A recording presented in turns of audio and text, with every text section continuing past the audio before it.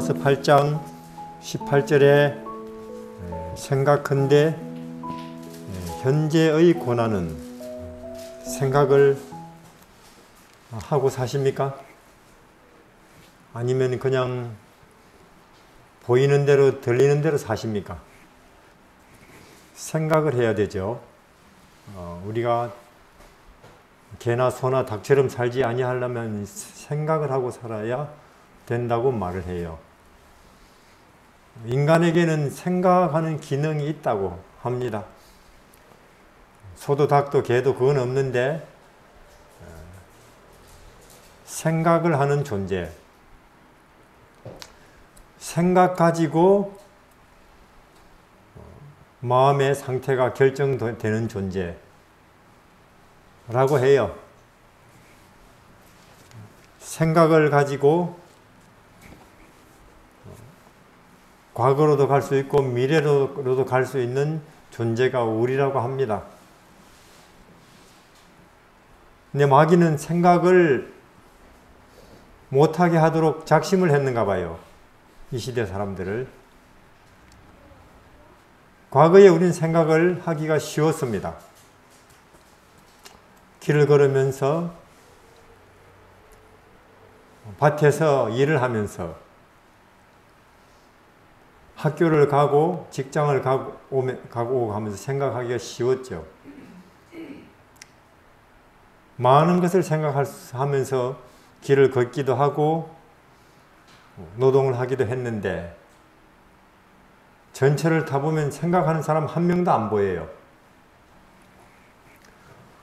손바닥에 올려놓고 뭔가를 들여다보고 있죠. 생각하는 사람을 찾기가 어렵습니다. 짐승이라 그래요. 생각 안 하고 사는 존재를. 그런 면에서 본다면 요한계시록 13장에 재림 직전에 마귀가 이 세상 사람들을 다 짐승 만든다고 했는데 그대로 된 거 아니겠습니까 지금? 그냥 보이는 거 들리는 거 눈길 따라다니고 귀 그쪽으로 향하고 하는 거죠. 그래서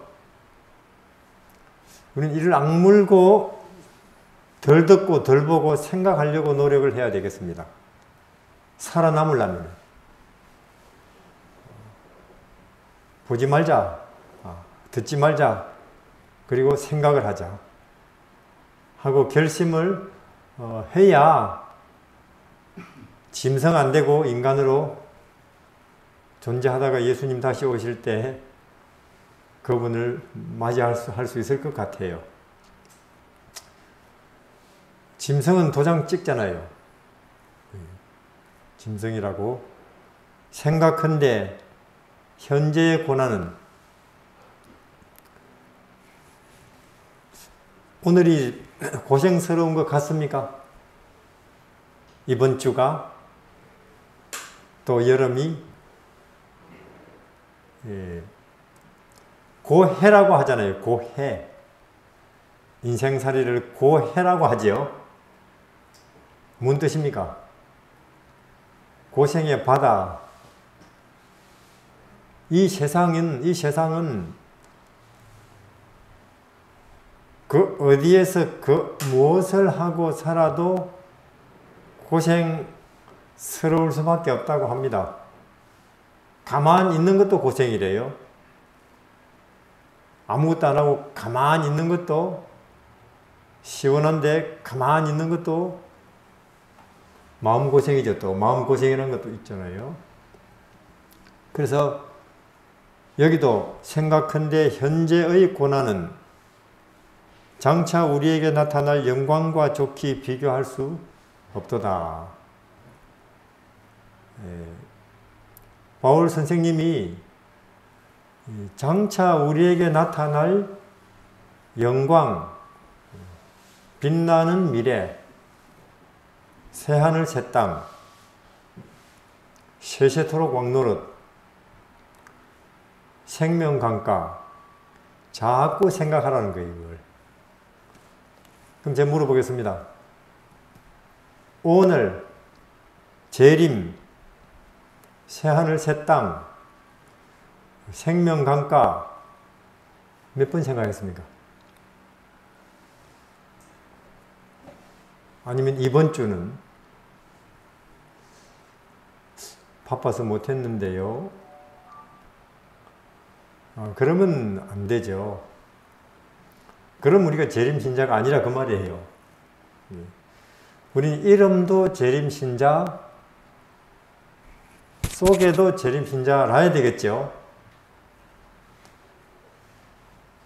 분명히 채소가게라고 써붙여놨는데 들어가 보니까 돼지고기 팝니다. 그러면 이 사람들이 오히려 실망할 거예요.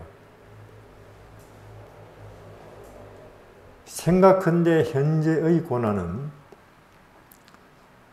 장차 우리에게 나타날 영광과 좋게 비교할 수 없도다. 그래서 예수님이 다시 오신다. 곧. 그리고 우리는 구름을 탄다. 천사들이 우리 주위를 호위해서 하늘로 가게 된다. 달은 1초도 안 걸려서 지나가고 태양 2초 만에 태양도 지나가 버릴 것이고 한 1분인가 2분 후에는 은하수도 통과할 것이고 그 속도라면 이제 생각하느냐는 거죠. 우리는 고생이나 피곤이나 혹은 스트레스나 우울이나 낙심 별로 좋아하지 않습니다. 근데 그런 것에서 떠나려고 몸부림칠수록 그런 것들이 도체 복병처럼 지뢰처럼 잠복하고 있다가 내 앞에 하나 둘씩 차례차례 다가오는 거죠. 어떻게 이런 것들을 벗어날 것이냐? 장차 우리에게 나타날 영광을 이제 생각하면서 벗어나라고 사도가 권하고 있는 것입니다. 쇠쇠토록 왕노릇. 우린 그림자고, 그림자. 이 땅의 명예, 하늘에 있는 영원한 명예의 그림자. 이 땅의 한자리, 이 땅의 성공, 이 땅의 사람들의 환호성과 박수. 우리가 하늘에 가서 받게 될 영광과 명예와 박수, 환호성의 그림자일 뿐이죠. 그림자를 붙들고 늘어지시겠습니까? 그림자. 그러다가 실체를 놓치시겠습니까? 그는 바보죠. 가장 어리석은 존재일 것입니다. 우리는 이 땅의 모든 것이 하늘에 있는 참된 것, 영원한 것의 그림자에 불과하고 거기 가면은 내 참모습을 볼 것이고 내 영원한 이름을 얻을 것이고 내 참된 직분, 아무 회사 과장 혹은 어느 학교 교장 이 정도가 아니죠. 왕이죠. 세세토록 왕노릇 할 것이다. 그게 내 참신분이고 내 참모습이고 내 참 이름인데 그걸 생각해보면 현재의 고난은 별거 아니다 그 말이죠. 바울의 현재의 여러 가지 복잡하고 어렵고 고생스럽고 사람들에게 짓밟히고 모욕당하는 현실이기는 바울의 비법. 그렇습니까?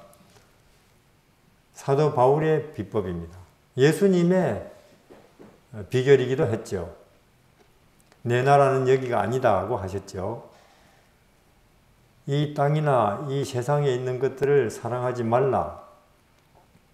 다 지나간다. 영원한 실체를 붙잡아야 한다 하고 우리에게 가르쳐 주시기 위해서 하늘에서 내려왔어요.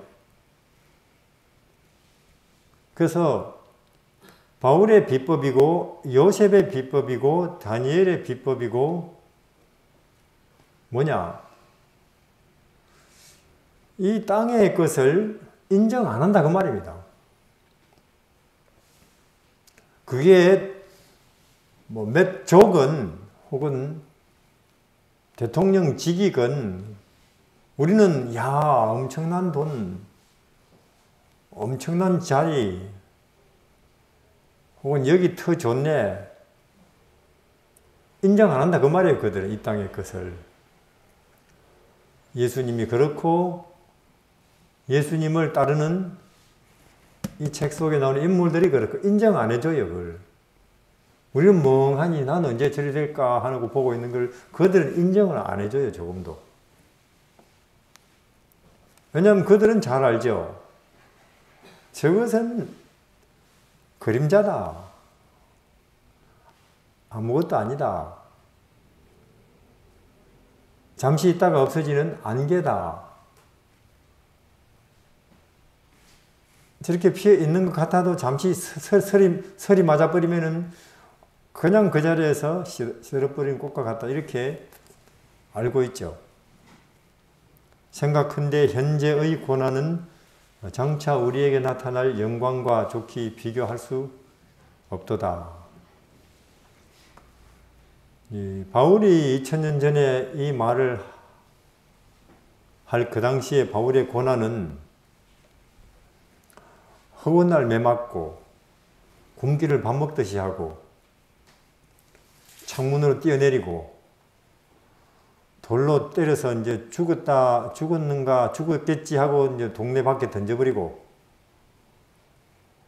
신자들한테 오해받고 불신자들한테 쫓기고 물에 빠져 죽을 뻔, 강도 맞아 죽을 뻔, 뱀에 물려 죽을 뻔, 몽둥이에 맞아 죽을 뻔 그런 고난이죠. 그런 바울 선생님의 고난에 비교하면 모르겠어요. 지금 저는 뭐 아까도 저기서 올라오면서 우리 교회에 불이 나버렸습니다. 참 슬픕니다. 낙담합니다. 별것도 아니죠. 그것도 뭐. 바울의 고난에 비교하면은 바울의 고난까지 갖고도 안 되면 예수님의 하나님의 아들의 고난을 생각하면 더 아무것도 아니겠죠. 못이 박혀 있는 거니까. 근데 바울이나 하나님의 아들이나 그런 못이 박혀 있으면서 혹은 몽둥이로 맞으면서도 새하늘 새 땅 영원한 세계를 이제 붙잡으면서 생각하면서 별거 아니라고 그렇게 넘어가 버려요. 우리는 길게 내다봐야 될 것입니다. 물론 바로 눈앞의 것만 보면은 물가가 얼마나 오를까, 코로나는 언제 없어질까 하지만은 좀 더 길게 내다보면 이거는 예수님이 오시는 징조 아닙니까? 마치 오늘 온 비가 가을이 오는 징조이듯이 아침 저녁으로 날이 서늘한 게 여름이 다 지나가고 가을이 오는 징조이듯이 코로나가 돌고 홍수 곳곳에 또 지진이 생기고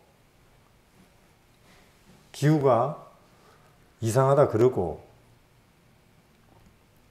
푸틴 같은 인간이 짐승 같은 인간이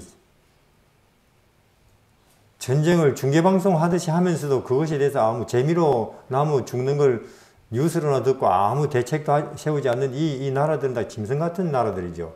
미국이 짐승 같은 나라고 중국이 짐승 같은 나라고 한국도 짐승 같은 나라고 사람들은 죽어가는데 이런 것들은 예수님이 곧 오신다는 징조라고 우리가 배웠지 않습니까?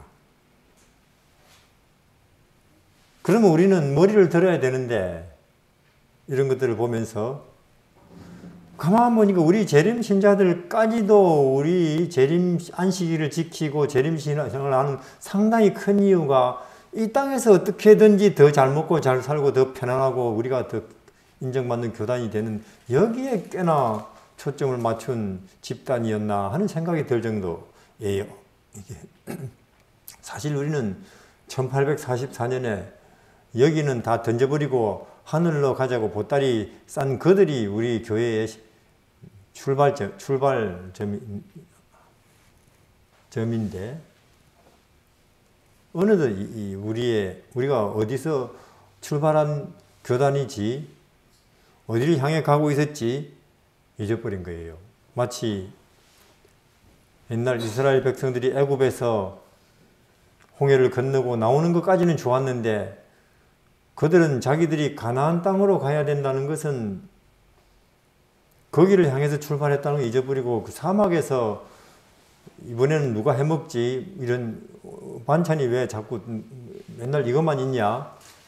그러다가 그들이 그 사막에서 결국 가나안 땅에 못 들어가고 죽은 것처럼 우리가 1844년에 이 재림교회가 출발할 때는 하늘로 갑시다 하고 떠납시다. 예수님 재림하십니다. 그걸 그렇게 출발한 교회 아니에요? 그러면 이렇게 코로나가 세계를 휩쓸고 이상한 전쟁을 하고 기후가 이상해지고 지진, 폭우, 가뭄, 처처의 기근 이것은 예수님이 곧 오시고 우리가 구름을 곧 탄다는 것이구나 하면서 우리는 의기양양해져야 되는데 우리도 한숨을 푹 쉬고 있어요. 물가 오른다고. 그러면 하나님께서 이 재림의 분위기, 무드를 조성하실 수가 없잖아요.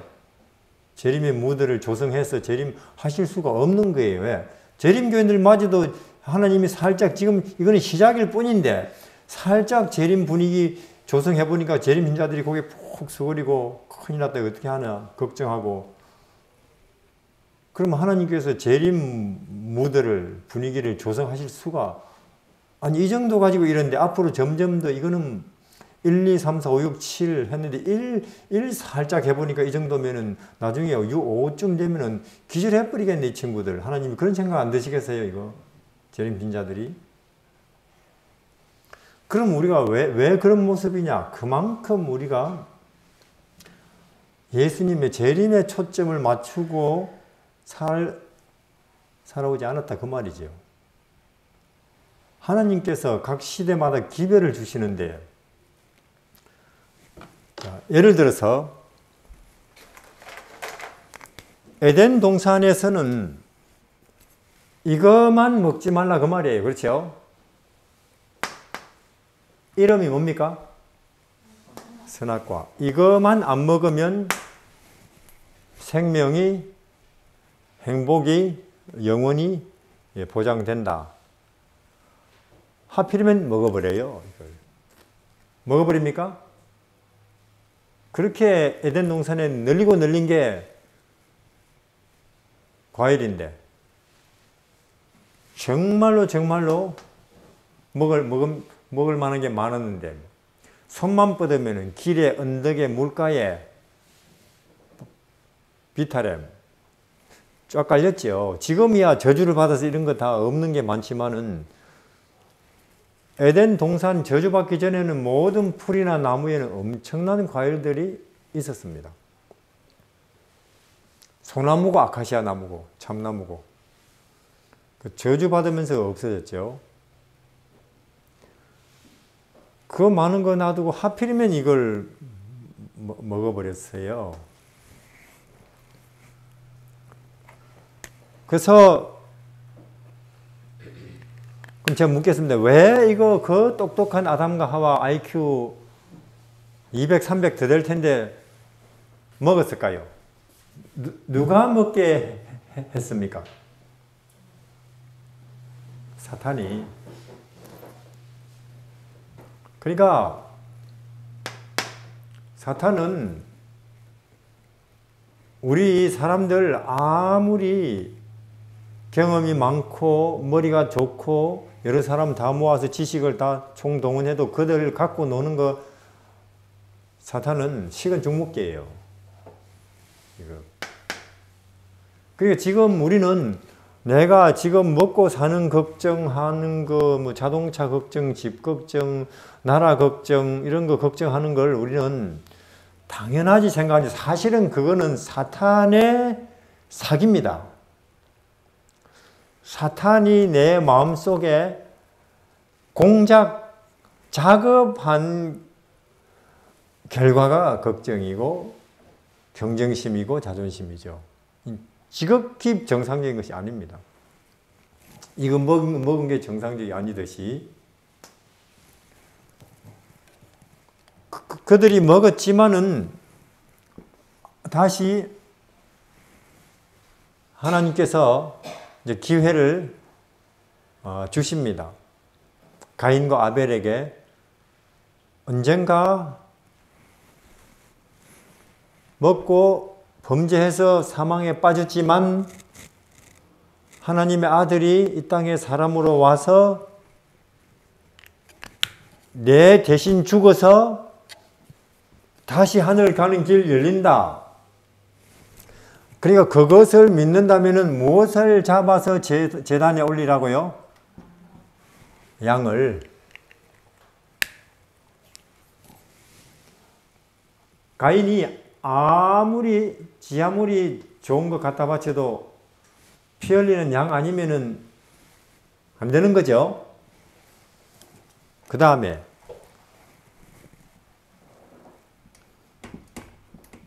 2000년 전에는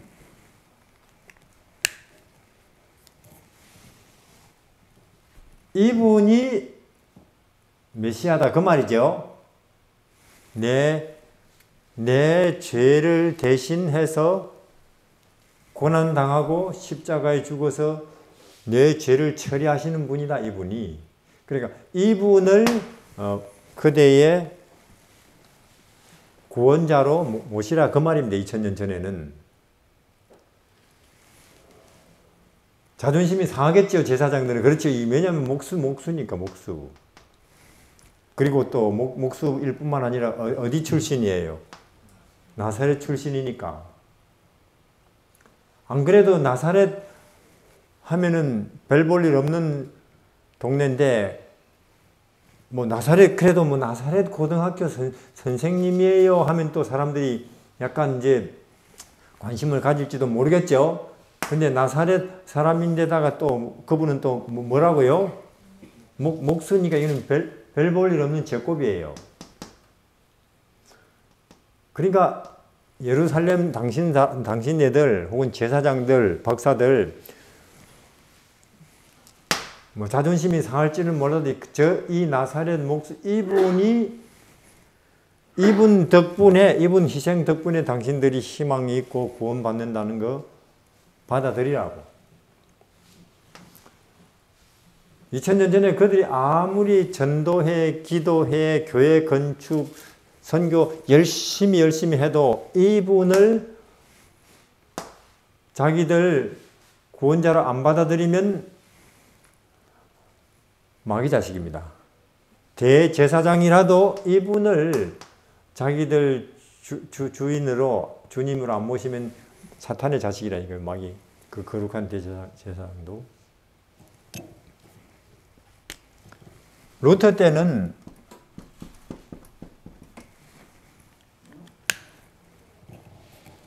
뭐 베드로 성당, 소피아 성당, 뭐 교황청 건물 엄청나고 그 의식이 정말로 내가 뭐 그냥 가도 머리가 절로 숙여질 정도로 무릎 꿇고 싶을 정도로 그 거룩한 카톨릭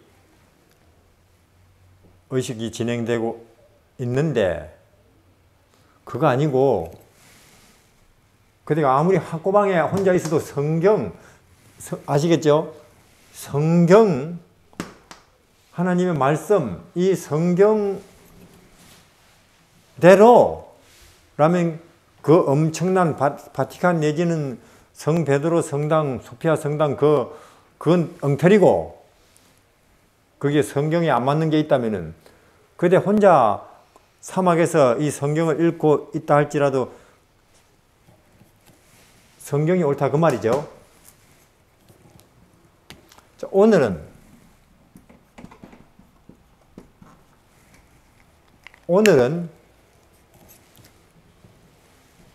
뭐 환경 문제, 정치 문제, 경제 문제, 건강 문제, 가정 문제, 국제적인 문제, 여러 문제들이 있는데, 지금 우리 뭐 개인 문제, 이 세상에 여러 문제들이 있는데 그 모든 문제들에 대한 해답은 예수 재림밖에 없다. 맞습니까? 재림까지는 지금 우리가 알고 있는 이 문제들은 점점 더 커지고 정폭될 것이고 절대로 해결 국면으로 안 갈 것이다. 맞습니까? 더 독재적으로 갈 것이고 정치는 더 좌우가 대립으로 갈 것이고 경제는 더 혼란스러워 갈 것이고 환경은 더 이상하게 파괴되는 쪽으로 갈 것이고 사람들의 도덕성은 점점 더 짐승처럼 변해갈 것이고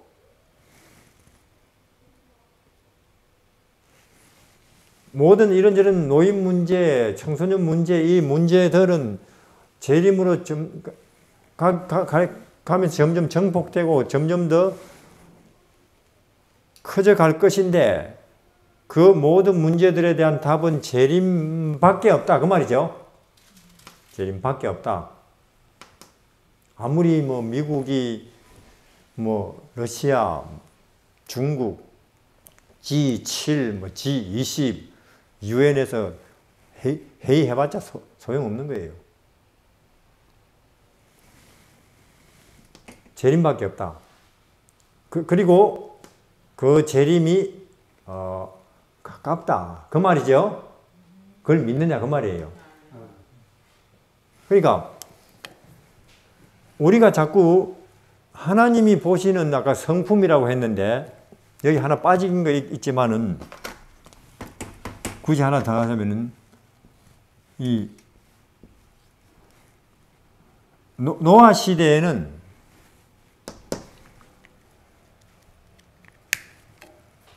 비 한 번도 온 적이 없었죠. 근데 워낙 인간들이 육체고 물질이고 감각이고 본능이니까 지금처럼 워낙 사람들이 가치나 의미나 정신이나 이런 거 생각 안 하니까 그러면 아까 말한 것처럼 생각도 안 한다. 그냥 이렇게 들여다보고 짐승처럼 지낸다. 노아 때도 그랬죠. 그러면 인간으로서 가치가 없다. 그러면 청소해버려야지 뭐. 하나님께서. 인간의 모습만 하고 있을 뿐이지 하나님이 원래 지었던 인간의 형상에 흔적조차도 없다. 사람들 마음속에. 그러면 계속 존재할 이유가 없는 거예요. 그래서 홍수가 올 건데 살아남으려면 뭘 만들어야 된다는 거예요? 방주를. 아무리 그 당시 교회가 전도회, 기도회, 성경 연구 열심히 해도 이 방주 안 만들고 여기 안 들어가면 죽습니다. 의미 없는 거죠. 그러니까 하나님이 보시는 품성은 믿음입니다. 이게 하나님이 우리에게 요구하시는 유일한 품성인데 믿느냐 그 말이에요. 이거 먹으면 죽는다는 거 믿느냐 그 말이에요. 하나님이 죽는다고 말했죠. 믿었어요? 안 믿었어요? 아담과 하와가. 하나님 말인데도 안 믿고 누구 말을 믿어버린 거예요? 사탄. 실패. 믿음을 보여주지 못했으니까. 아담과 하와가. 가인은 뭘 갖다 올렸습니까? 제일 좋은 거. 하나님께서 이런 거 더 좋아 안 하시겠나? 하나님은 이걸 요구하셨는데 하나님의 아들이 죽는 그것으로 구원. 그러니까 가인은 실패한 거예요. 하나님에게 믿음을 보여주는 일에. 노아. 노아는 비 한 번도 와본 적이 없는 시대에 그것도 배를 산꼭대기에 만들면서 그 시대 사람들을 불신자로 만들었어요. 그렇죠? 네, 노아는 신자니까, 믿음을 보여줬으니까. 그러니까 신자냐 불신자냐 하는 것은 예 믿습니다가 아니고 행동으로 그것은 판가름 되는 거죠. 뭐. 그러니까 저는 우리 송탄교회 교우님들 중에 정말로 예수님 재림이 임박하다, 우리가 왕 되겠네, 구름 타겠네 하는 것을 정말로 믿는 것처럼 사시면서 이 시대 다른 기독교인들을 불신자로 만들어 버리지 않겠습니까? 정죄한다 그러니까 정죄. 너가 안 믿는 거야 하고 누가 이 시대를 정죄할 수 있을까요? 너가 아무리 주여 주여 하고 그래도 신학 박사라고 뭐 그래도 너는 안 믿는 사람들이라고 누가 이 시대 노아처럼 이 시대 앞에 진정으로 믿는 사람으로서 나타나겠느냐 그 말이에요. 이걸 놓고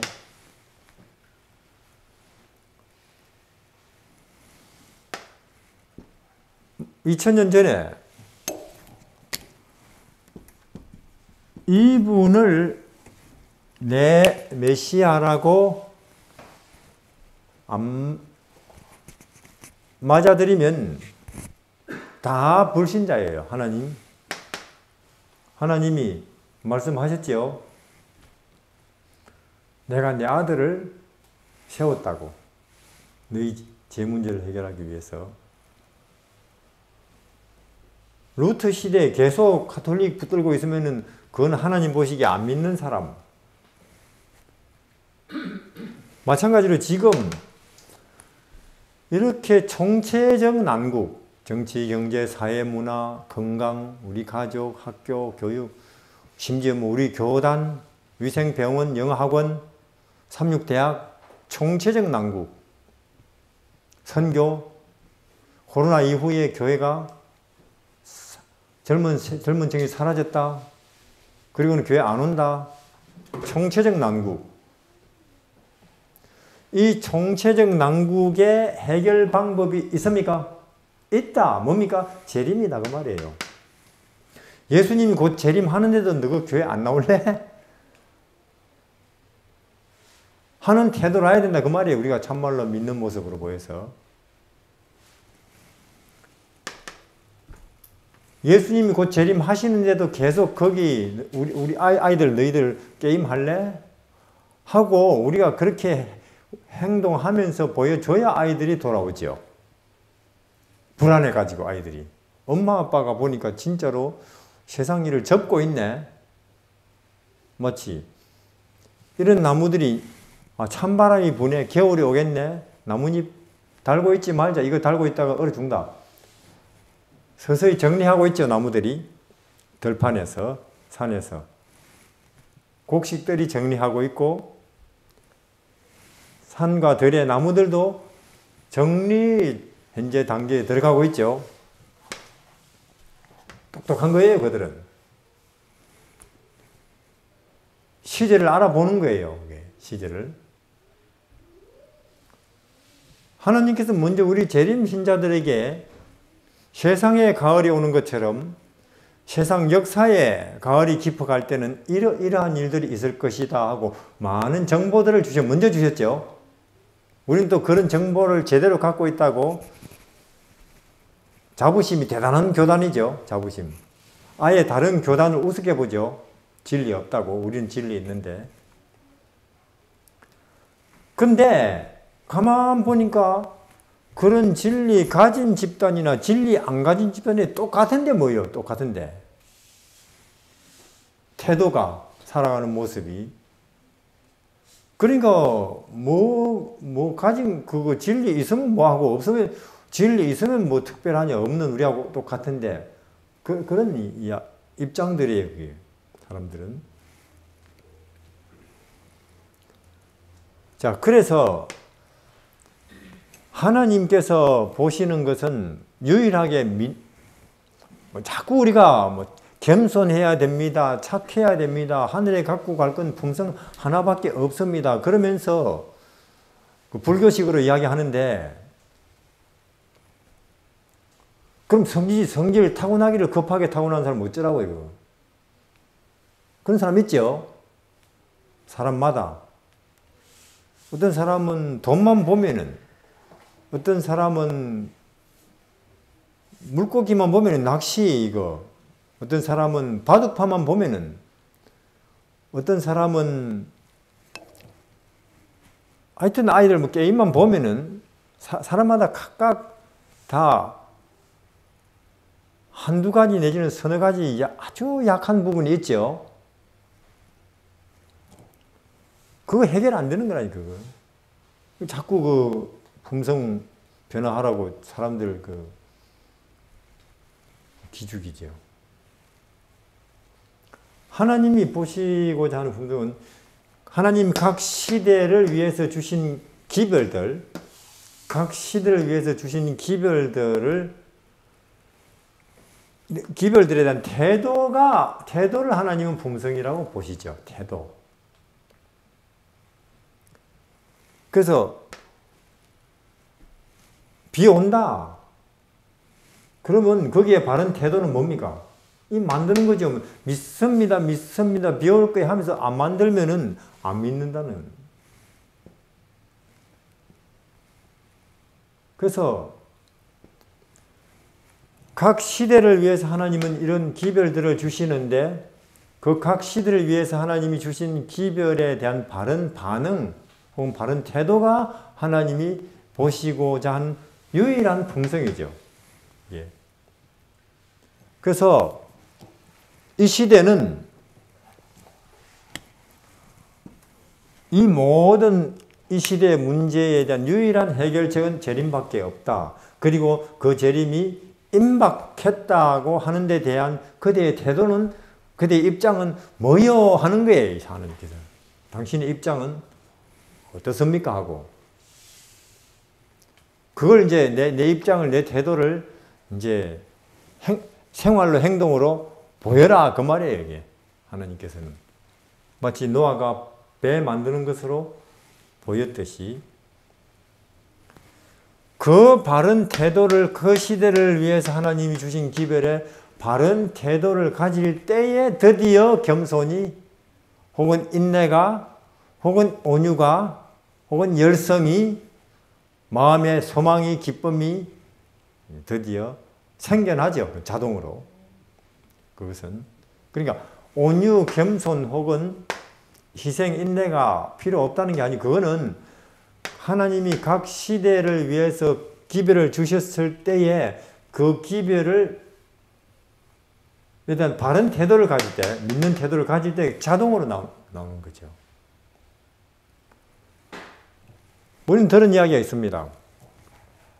1844년에 그들은 분명히 10월 22일에 재림할 걸 믿었습니다. 그때 이제 그 당시 자서전 내지는 기사를 보면 이렇게 해놨어요. 벌써 한 1년 전부터 그들은 우리는 모이기만 하면 기도했다. 그들은 2명 모여도 기도하고 3명 모여도 기도하고. 왜? 앞으로 1년 후면 재림이 올 거니까. 그리고 우리는 누구한테 요만큼이라도 섭섭하게 한 일이 생각나면은 그걸 먼저 찾아가가지고 해결하지 않고는 밥도 안 먹었다. 그거 갖고 있다가 곧 재림이 올 텐데 그거 갖고 있다가 내가 영원히 박살날까 봐서. 그거. 그러니까 최고로 믿으니까 그들은 하나님과 사람에 대한 최고로 성실한 태도가 저절로 나온 거죠. 그들이. 최고로. 그게 여기서 오는 거죠. 여기서. 그렇기 때문에 우리가 저는 지금 우리 재림교회에 있는 여러 가지 문제점은 교육 문제 있고 병원 문제 있고 영어학원 문제 있고 삼육대학 문제 있고 선교 문제 있고 삼육초중고 문제 있고 그 문제의 원인이 뭐냐? 재림을 안 믿는 데서 오는 문제들이라고 저는 그렇게 생각합니다.